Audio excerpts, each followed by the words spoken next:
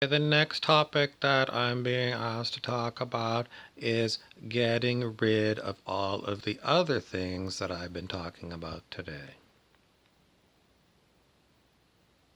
That is, um, uh, I can't keep telling you that if I am ever going to get to further, I'm going to have to keep looking backwards to see what's still on the table from my previous talks that hasn't been dealt with by.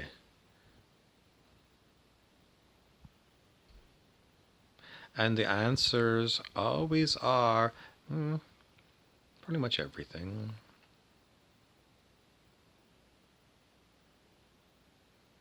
How long does it take to make a change?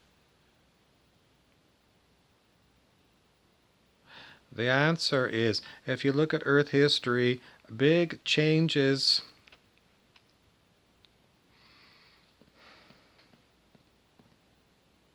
seems to be generations and generations.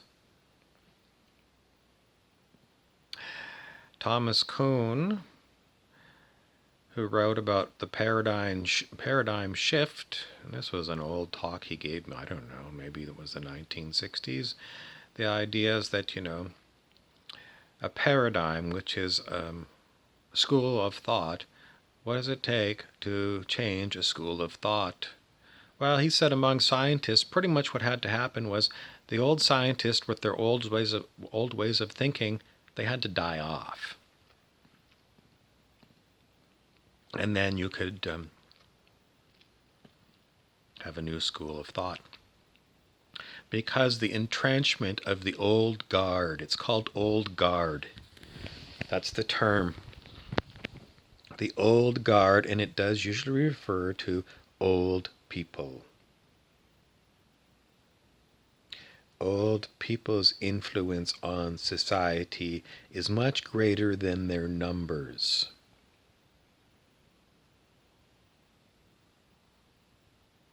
Because they know how these systems work after living for many years on planet Earth. And they have had time to amass a lot of money and a lot of connections. So they're very well organized, the old guard. And if you're a young person in your 20s or 30s, you might have bright ideas about changing the world, but you're really fighting the old guard. And you're totally handcuffed because you don't understand all the things that they understand.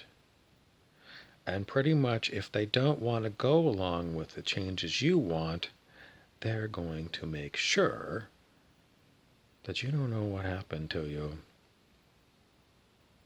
The old guard is highly, someone says, well, yes, they are dangerous because they are holding on to the old ways. Why? Because they're comfortable with the old ways. They may do with the old ways, and they're old and tired, and they don't want to change the old ways. And they're going to discourage young people from changing the world by saying, well, that's fine and dandy, you want to change the world, but, you don't have a house, and you don't have a family, and, all these things have got to be looked after before you prioritize all these changes you want. So you go out and you get a job, and, you live in the real world for a while, because that's what happened to them.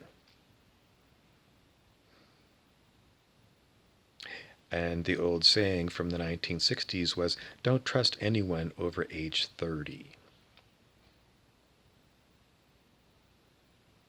And it's true, that the people who were the hippies in the 1960s, who were all about changing everything, they became what are known as the baby boomers.